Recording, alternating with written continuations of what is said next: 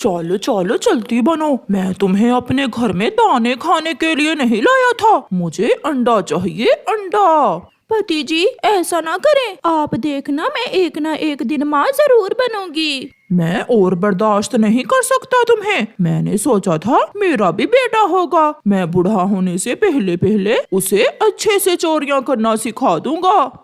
ऐसे कालू कौवा आए दिन गोरी को ये बातें सुनाता था, क्योंकि उनकी शादी को कई साल हो गए थे और गोरी कौवी अभी तक माँ नहीं बनी थी। फिर दूसरे दिन गोरी कौवी रोती हुई अपनी माँ के पास जाती है।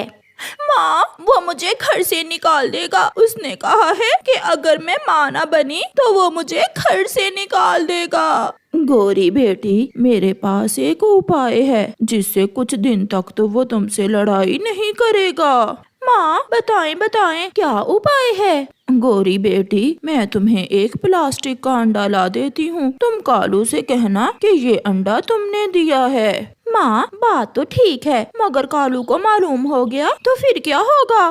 बेटी कुछ दिन तो निकालो, फिर देखेंगे बाद में क्या करना है। फिर गोरी कौवी अपनी माँ से प्लास्टिक का अंडा लेकर अपने घर वापस चली जाती है। कालू घर से बाहर था। गोरी वो प्लास्टिक का अंडा अपने घोंसले में रख लेती है। थोड़ी देर बाद कालू कौवा भी घर आ जाता है।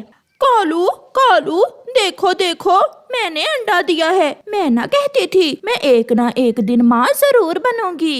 ये सुनकर कालू बहुत खुश होता है।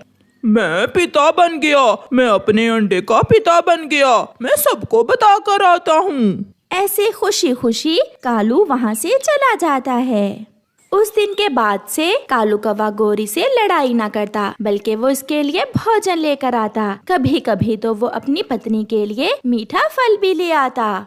ऐसे ही कुछ दिन बहुत सुकून से गुजर जाते हैं और फिर एक दिन कालू कौवा गोरी से कहता है, गोरी, अब तो 15 दिन होने को हैं, हमारे इस अंडे से बच्चा कब तक निकलेगा? पति जी मुझे तो इस बात का नहीं पता, मैं माँ से पूछकर बताऊंगी। मैं चिड़िया से पूछ कर आता हूँ। कालू कौवा चिड़िया के पास जाता है। चिड़िया, मुझे एक बात तो बताओ, मेरी पत्नी ने अंडा दिया है मगर 15 दिन हो गए, अभी तक अंडे से बच्चा बाहर नहीं आया। क्या तुम्हें मालूम है कि कौवों के अंडों से बच्चे कितनी देर बाद निकलते हैं? कालू भैया, 15 दिन तो बहुत ज्यादा हैं। कौवों के अंडों से बच्चे तो केवल 10 दिन बाद ही निकल आते हैं। आप ऐसा करें, अपनी पत्नी और अंडे को बुलबुल डॉक्टर के पास ले जाएं। क्या बुलबुल मुझे बता देगी कि अंडे से बच्चा कब निकलेगा?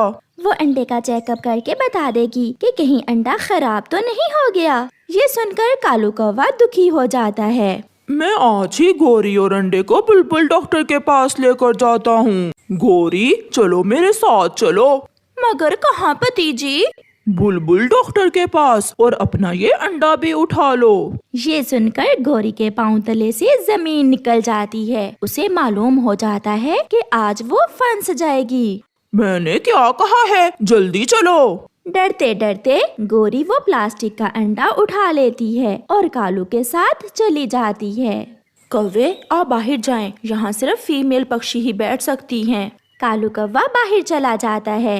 गोरी, ये क्या है? ये तो प्लास्टिक का अंडा है, इस अंडे से भी कोई बच्चा निकल सकता है क्या? गोरी रोने लग जाती है। हर रोज मुझे मारता था, मुझे बांझ बांझ कहकर चलाता था। फिर मेरी माँ ने मुझे ये उपाय बताया ताकि कुछ दिन तो सुकून से गुजर सकें। मैं भी एक माँ हूँ, मैं तुम्हारा दुख समझ सकती हूँ। प्लीज बुलबुल दी, आप मेरे पति को अभी कुछ न बताना, वरना वो तो मुझे अभी के अभी अपने घर से निकाल देगा। गोरी, दूसरे जंगल में एक अनाथालय है जहाँ केवल अंडे ही होते हैं। जो पक्षी मर जाते हैं या जिनके अंडे ज्यादा होते हैं वो उस अनाथालय को अंडे डोनेट कर देते हैं। आप वहाँ से अंडा ले लें। ये सुनकर तो गोरी की जान में जान आ जाती है। वो बहुत खुश होती है। फिर गोरी और कालू वहाँ से चले जाते हैं। क्या बताया है बुलबुल ने?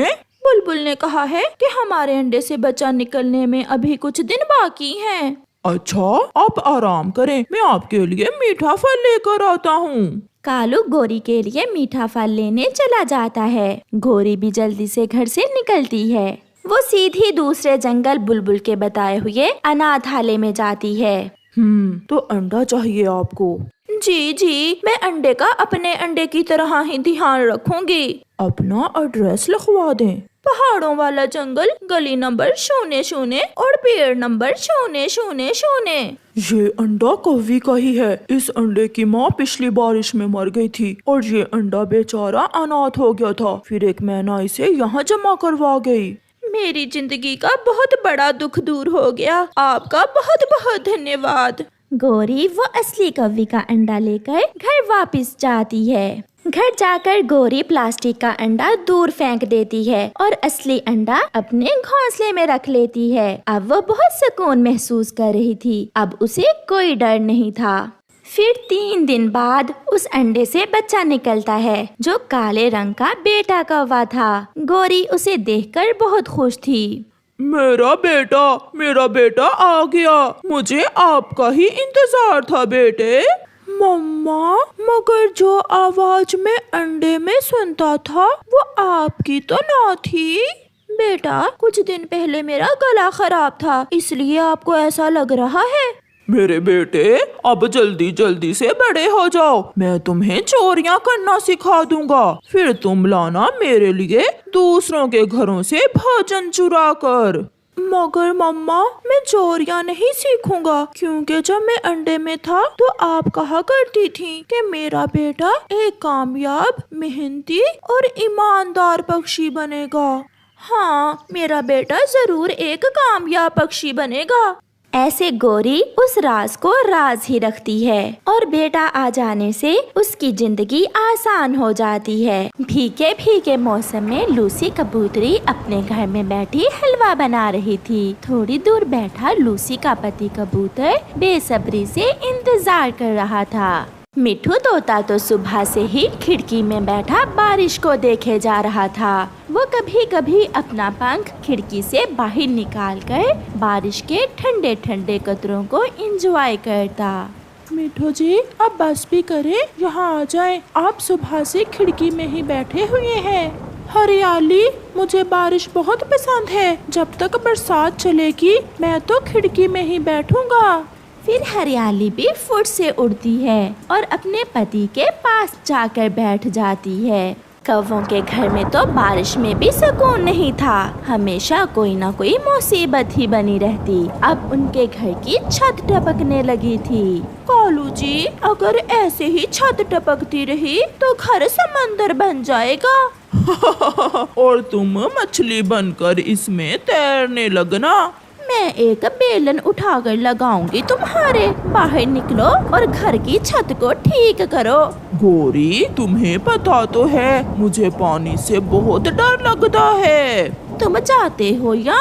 फिर कालू कौवा अपनी पत्नी से डरते हुए बाहर निकलता है और घर की छत पर जाकर देखता है। वहाँ एक बड़ा छेद हो गया था। ये छेद तो बड़ा है। इसकी मरम्मत के लिए मुझे बड़े पत्ते लाने होंगे।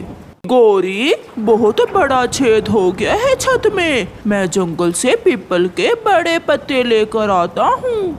जल्दी आना और अगर मेरे लिए कुछ खाने को मिल जाए तो वो भी लेते आना। कालू कौवा उड़ता है। बारिश तेज थी मगर कालू कौवा भी बारिश में उड़ना जानता था। उड़ते उड़ते कालू कौवा दूर निकल जाता है। बहुत वजनी है ये छाता तो सच में बहुत भारी है। मैं कैसे इसे अपने घर तक लेकर जाऊं? कालू कौवा भी चिड़िया को देखकर वहाँ आ जाता है। चिड़िया, ऐसी बारिश में तुम यहाँ क्या कर रही हो? कालू भैया, मेरे घर की छत टपकने लगी है। मैं घर से पत्ते लेने आई थी। यहाँ जे छाता किसी का गिरा पड़ा देखा तो सोचा इसे ही ले जाकर अपने घर की छत पर लगा देती हूँ। ये सुनकर कालू कौवा सोचने लगता है, यही समस्या तो मेरी भी है। तो फिर ये छाता तो मेरे पास होना चाहिए। कालू भैया क्या सोचने लगे? क्या ये छाता आप मेरे साथ मेरे घर तक पहुँचा देंगे? ये छाता तो मेरी दादी का है। ये मेरी दादी के घर से हवा के जोर से उड़कर आया होगा। लाओ, ये मुझे दे दो। तुम बहुत बुरे हो, हर चीज को अपना बना लेते हो, मगर मैं ये छाता तुम्हें नहीं दूंगी। कमजोर चिड़िया, जो चीज मुझे पसंद आ जाए वो मैं किसी को नहीं देता। अगर कोई ना दे तो मैं छीन लेता हूँ। ऐसा कहते हुए कालू कौवा चिड़िया से वो छाता छीनकर भाग जाता है और छोटी चिड़िया रोने लग जाती है। दुष्ट काला कौवा, गंदा कौवा, बुरा कौवा, मेरा छाता छीन कर ले गया। फिर चिड़िया पीपल के पत्तों की खोज में चली जाती है। कालू कौवा घर वापस जाकर वो छाता अपने घर की छत पर लगा देता है। हो गया, अब बारिश का पानी छेद से अंदर नहीं जाएगा। गोरी, क्या पानी रुक गया? कालू जी, तुमने तो कमाल कर दिया, अब तो छत कहीं से भी नहीं टपक रही। इगली चील, जो बहुत गुस्से वाली थी, उसके गुस्से से तो सब पक्षी डरते थे। वो अपना भोजन लेकर वापस आती है। वो बारिश में भीगी हुई थी। वो अपना भोजन घोंसले में रखती है। मेरा छाता कहाँ गया? किसने चुराया होगा मेरा छाता? जरूर किसी ने चुराया होगा मेरा छाता। इगली चील वहाँ से उड़ती है। कालू जी, तुमने बहुत अच्छा किया जो चिड़िया से वो छाता छीन लिया। अब बारिश के दिन हमारा घर सुरक्षित रहेगा। कालू कहते हैं मुझे कालू, मैं बहुत शक्तिशाली हूँ। चील उड़ती हुई मिट्ठू तोते के घर आती है। मिट्ठू खिड़की में बैठा हुआ था। मिट्ठू, क्या तुमने मेरा छाता तो नहीं देखा? नहीं चील दी, मैंने नहीं देखा आपका छाता। चील आगे बढ़ती है। चील दी, आप और ऐसी बारिश में यहाँ?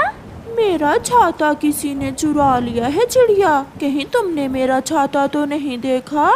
तो फिर वो छाता चील दी का था। चील दी, मैंने देखा आपका छाता वो दुष्ट कौवा लेकर जा रहा था। वो सामने बेरी के पेड़ पर है उसका घर। ऐसी बारिश में मुझे इतना तंग किया उस दुष्ट कौवे ने, मैं छोड़ूंगी नहीं उसे अब।